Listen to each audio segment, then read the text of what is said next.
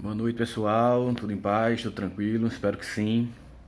Pois bem, vamos continuar aqui, né, no terceiro vídeo da semana, o segundo mais específico, falando do tema, né, que foi proposto por um dos nossos colegas, que foi a questão da tripartição de poderes ou a tripartição de funções dos poderes constituídos no Estado burguês. Né? Ontem a gente falou um pouco da sua origem, de Montesquieu, do Iluminismo, e hoje a gente vai falar do poder executivo. Né?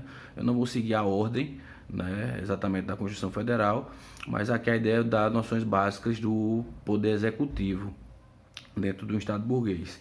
Mas antes, eu preciso falar, né, porque a ideia é que no nosso último vídeo a gente fala lá do artigo 142, né, daquela GLO, Garantia da Lei da Ordem, que os bolsonaristas usavam querendo que houvesse uma intervenção no Poder Judiciário, no TSE, né, sob um pretexto na verdade, de um golpe, né, o que não chegou a ocorrer, mas para isso é necessário que a gente fale um pouco das constituições brasileiras, né, especialmente a de 1824, né, porque a gente tem a independência do Brasil em 1822 e a partir de então a gente vai ter a primeira Constituição em 1824, que é a Constituição outorgada por Dom Pedro I, e ela é a única que traz a ideia de 4 poderes ou 4 funções de poderes. Ela traz a ideia do executivo, legislativo e judiciário, que Montesquieu já tinha lá trazido no Iluminismo, já era aplicado na França, nos Estados Unidos, enfim, e ela acrescenta o poder moderador, que era exatamente Dom Pedro I.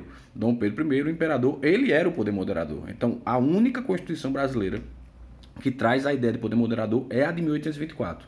Todas as outras constituições brasileiras, a de 1891, a de 1934, a de 1937, a de 1946, a de 1964, de 67, perdão, a de 1969, porque alguns consideram que a emenda número 1 de 69 foi uma Constituição. E a Constituição de 88, ela sempre trouxe apenas 3 poderes: legislativo, executivo e judiciário, inclusive nos períodos de ditadura. Na Constituição de 37, a polaca de Vargas, eram 3 poderes. A da ditadura militar de 67 e a emenda número 1 de 69 eram 3 poderes. Como cada poder funcionava, aí varia, mas sempre foram 3 poderes. Não existia poder moderador e não existe na Constituição de 88, certo? Então o poder moderador só existiu lá em 1824. Tranquilo? Então, dito isso, falar rapidamente aqui do Poder Executivo. Como a gente é um Estado federado, a nossa forma de governo é um Estado federado, nós temos o Poder Executivo em 3 níveis, né? Federal, estadual e municipal. No federal, o Presidente da República, auxiliado pelos ministros de Estado; nos estados, os governadores, auxiliados pelos seus secretários estaduais; e nos municípios, os prefeitos, auxiliados pelos seus secretários municipais, né? Toda a divisão interna, né, abaixo, ou seja, presidente, ministro, aí vem dos ministros vem suas respectivas diretorias, e isso é um processo de desconcentração administrativa, né, que é diferente de descentralização administrativa, que é outra coisa, que é quando uma pessoa jurídica à parte. Por exemplo, no âmbito federal, a FUNAI. A FUNAI é uma pessoa jurídica à parte, então ela é descentralização administrativa. Mas o corpo interno do Poder Executivo é desconcentração, mas isso é outro tema. Então, rapidamente, assim falando, dando uma ideia geral, falando do Poder Executivo Federal, você encontra ele na Constituição do artigo 76 até o artigo 92, né? E fala lá dos conselhos. E antes de falar um pouco disso, dizer que no artigo 2º da Constituição Federal diz claramente que existem 3 poderes: executivo, judiciário e legislativo, independentes e harmônicos entre si. A harmonia é essa que ficou bem difícil nos 4 anos do governo Bolsonaro, porque ele passou os 4 anos atacando os ministros do Supremo Tribunal Federal.